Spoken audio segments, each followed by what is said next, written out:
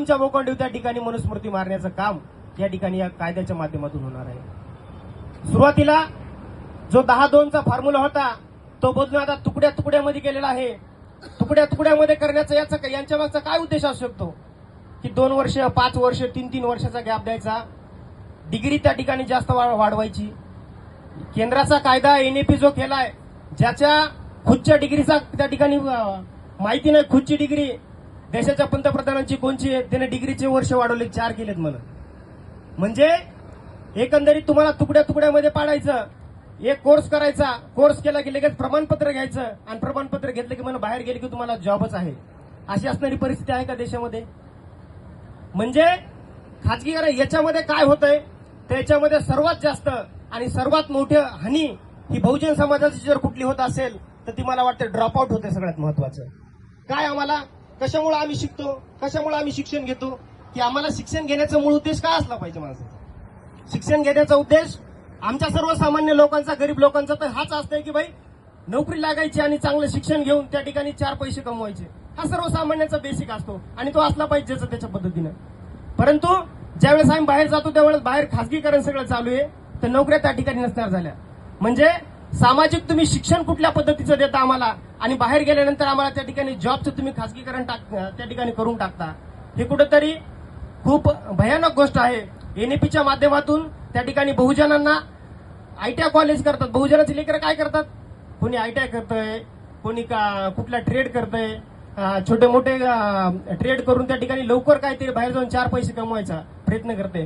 परंतु आज जर हे असे एनईपी सारखा कायदा आला तर त्या ठिकाणी आम्हाला चांगलं शिक्षण त्या ठिकाणी मिळू शकणार नाही. जाती व्यवस्थेची उतरंड या ठिकाणी घट्ट होणार आहे आणि पूर्णपणे एज्युकेशन सिस्टीमवरचा हल्ला आहे.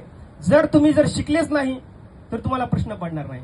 सगळ्यात महत्वाचं या देशामध्ये काय असेल, शिक्षणाच्या माध्यमातून काय झालं पाहिजे, तर मला वाटतंय की तो प्रश्न पडला पाहिजे आपल्याला.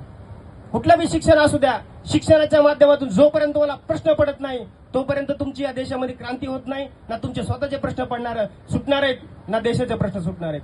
आणि तुम्हाला प्रश्न न पडावे म्हणून तुमच्या शिक्षणावरचा हा सगळ्यात मोठा घाला आहे. आणि हा काय घाला आजचा नाही, शंभुकापासून ते एकलव्यापासूनचा घाला. आणि आज परत आम्ही पहिली पिढी आज आमची शिकायला लागलेली आहे. मला असं वाटतं, मला माहित नाही तुमच्यापैकी किती जण, तुमच्यापैकी तुमचे आई वडील किती जणांचे शिकलेत. माझे आई वडील काही शिकलेले वगैरे नाहीत, बिचारे अडाणी आहेत. मला असं, मी त्याच्या पलीकडे जातो. ज्यावेळेस पासून या देशामध्ये पृथ्वीवर माणूस तयार झाला तेव्हापासून आम्ही कधी शिकलो नाही. आता कुठं पहिली पिढी आहे माझ्यासारखी जी कुठेतरी थोडंफार शिक्षण घ्यायला लागली. आणि पहिली पिढी जर शिक्षण घेत असेल तर दुसऱ्या पिढीला माझ्या तुमचं खाजगीकरणाचं जर शिक्षण आलं तर ते तुमच्या या धोरणामुळे आम्ही शिकू शकणार नाही. म्हणजे आम्ही आता कुठेतरी तुमच्या मेन स्ट्रीम मध्ये यायला लागलो, तुम्ही आम्हाला बाहेर ढकलतात. ही खूप शोकांतिकाची गोष्ट आहे. एनएपी सारखे कायदे आणून या देशामध्ये शिक्षण कुठल्या दर्जाचं मिळालं पाहिजे कधी शासन व्यवस्था याचा विचार करत नाही. मला वाटतं शिक्षण हे फक्त काही शिक्षण घेऊन परीक्षामध्ये पास होण्यापुरतं शिक्षण ह्या व्यवस्थेनं आजपर्यंत तयार केलेलं आहे. सामाजिक भान या शिक्षणामध्ये आजपर्यंतच्या मला कुठं दिसलेलं नाही. सोशल जे भान असलं पाहिजे ते या शिक्षणामध्ये कुठं दिसत नाही.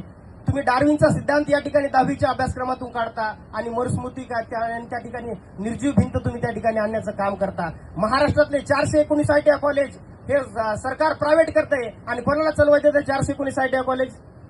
श्री अनिरुद्ध बापू, श्री सिद्धिविनायक ट्रस्ट, दादर, मुंबई अशा धर्मांध शक्तीला तुम्ही जर त्या ठिकाणी, आणि जरा दादानं सांगितलं की याच्या मागे दुसरा एक विषय आहे की त्या ठिकाणी जिल्हा परिषद शाळा जसं 65,000 पेक्षा जास्त मराठी शाळा सरकार विकत आहे, 419 आयटीआय महाराष्ट्रातले विकत आहे. याच्या मागचं दुसरं एक त्या ठिकाणी गोड बंगाल म्हणजे आमच्या दृष्टिकोनातून ते असेल की या संस्थांना असणारी जागा ही सर्वात मोठी जागा आहे. आयटीआयला गावगाव त्या ठिकाणी जागा आहे, शहरामध्ये जागा आहे, जिल्हा परिषदेची शाळा आहे. या सर्व जागा त्यांना काबीज करायच्या आहेत. आणि गोरगरिबांचं ज्या जिल्हा परिषद शाळेमध्ये, ज्या आयटीआय कॉलेजमध्ये लेकरं शिकतात त्यांना या ठिकाणी बहुजनांचे लेकरं त्यांना त्या ठिकाणी हद्दपार करायचं आहे. संविधानिक मूल्यांवर शिक्षण असलं पाहिजे, सोशल भान असणारं शिक्षण हे या ठिकाणी असलं पाहिजे. या विद्रोही साहित्य संमेलनाच्या माध्यमातून आपण सरकारकडे या ठिकाणी मागणी करूया. म्हणजे नुसते रोबोट तयार करायचे, सक्सेसच्या मागे लावायचं जनतेला. म्हणजे सक्सेस कुठला असलं पाहिजे, माणूस घडण्याचं काय या देशामध्ये सक्सेस आहे का नाही, तुम्ही आम्ही बोलण्याचं काय सक्सेस आहे का नाही, संविधानिक मूल्याचं समता, स्वातंत्र्य, बंधुता, न्याय, धर्मनिरपेक्ष, लोकशाही या राज्याचं या मूल्यांचं काही शिक्षण या देशामध्ये असलं पाहिजे का नाही? तर असं कुठलं शिक्षण नाही. सोशल भान असणारं शिक्षण नाही. मोठमोठ्या इंजिनिअरिंगच्या डिग्र्या सरकारनं त्या ठिकाणी जरी त्यांना त्या ठिकाणी दिल्या असल्या तरी ते शिक्षण तुम्हाला कुठलं? मी एक उदाहरण देतो. इंजिनिअरला तुम्ही त्या ठिकाणी इंजिनिअरला मोठी डिग्री दिली आणि त्याला सांगितलं की हा रस्ता कर, तो रस्ता करतो इंजिनियर. घर गावखेड्यामध्ये जर आज बघायला गेलं किंवा शहराचे उदाहरण घ्यायला गेलं तर घर असतं आणि घरासमोर रोड नवीन झाला की घराची हाईट कमी होते, घर पुन्हा ते घर मालक भरतय आणि त्याच्यानंतर पुन्हा रोड खाली जाते. आणि याच्यामध्ये काय होतंय? हे भरतय, रोड भरतेत, घर भरतेत, रोड भरतय. याच्यामध्ये सोशल तुमचं सायन्स काय याच्यामध्ये? हे जे तुम्ही सिमेंट वापरताय, घरामध्ये जे वापरताय, हे निसर्गाचा ऱ्हास करता. हे तुमच्याकडे सोशल भान आहे का नाही?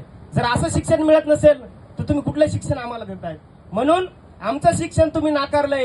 एनईपीच्या माध्यमातून तुम्ही आम्हाला हाणून पाडतायत. युजीसीचा त्या ठिकाणी योग्य ते वापर होत नाही. युजीसी मध्ये तुम्ही आज तुम्हाला टोचायला लागतात. काही नवीन कायदे आले की आमच्या हिताचे कायदे तुम्हाला टोचायला लागतात, संविधान तुम्हाला टोचायला लागतं.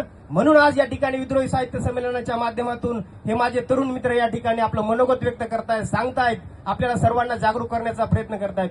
मित्रांनो, मी या ठिकाणी मला वेळ कमी असल्यामुळे मी जास्त बोलत नाही. सर्वांना एवढंच विनंती करतो की देश खूप भयानक परिस्थितीकडे चाललेला आहे. आपल्याला याच्यानंतर प्रश्न पडतील का नाही असे परिस्थिती असणारी नंतर तयार होणार आहे. त्याच्यामुळे आपण सर्वांनी बुद्धांनी सांगितले चिकित्सा आणि मार्क्सनं सांगितलेला त्या ठिकाणी तुम्ही प्रश्न विचारा, चिकित्सा करा, स्वतःची बुद्धी वापरा. आम्ही कोणीतरी म्हणतोय म्हणून हे सगळं अंतिम सत्य असेल असं नाही. या काळानंतर अजून पुढे 2026चं सत्य नसेल, 2030, 31, 32ला काहीतरी नवीन असेल. परंतु त्यावेळेस मात्र त्या ठिकाणच्या त्या माणसाची, त्या व्यक्तीची बुद्धी चालून समाजहिताचं काहीतरी शिक्षण या देशामध्ये असलं पाहिजे. आणि ते शिक्षण विद्रोही साहित्य संमेलनाच्या माध्यमातून आम्ही अशी मागणी करतोय. समाज भान असणारं, माणूस त्या ठिकाणी केंद्रस्थानी असणारं. नुसतं विकास करायला तर मी एक याच्यामध्ये मुद्दा ऍड करतो. विकास करायला तर शिक्षण कशासाठी घ्यायचं असते का? विकास करण्यासाठी. आणि कुठला विकास? माणूस केंद्रस्थानी असला पाहिजे. नेहमी सांगतो मी, विकास हा काय हवेत होणारी गोष्ट नाही. विकास करायचा असेल तर तो जमिनीवर विकास होणार आहे. आम्ही काय विकासाच्या विरोधात बोलणारे लोक नाहीत, परंतु विकास करत असताना माणूस हा केंद्रस्थानी असला पाहिजे. त्याला विश्वासात घेऊन विकास केला पाहिजे. विकास होणारा खऱ्या अर्थानं माणसाच्या मुक्तीचं शिक्षण या देशामध्ये आलं पाहिजे, अशी या ठिकाणी सर्वांना आपल्या याच्या माध्यमातून मी विनंती करतो. आणि ज्या एकलव्याचं, शंभुकाचं शिक्षण ज्यांनी ज्या व्यवस्थेनं हिरावलंय त्या एकलव्याचे आम्ही वारस आहोत, त्या शंभुकाचे आम्ही वारस आहोत.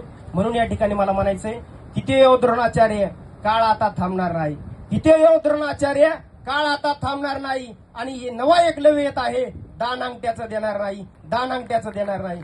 या ठिकाणी विद्रोही साहित्य संमेलनाच्या या स्टेजवर ऑल इंडिया स्टुडंट फेडरेशनच्या एका कार्यकर्त्याला तुम्ही या ठिकाणी बोलण्याची संधी दिली, त्याबद्दल सर्व विद्रोहीच्या टीमचे मी मनापासून आभार मानतो आणि थांबतोय. इन्कलाब जिंदाबाद, लाल सलाम, सत्य की जय हो.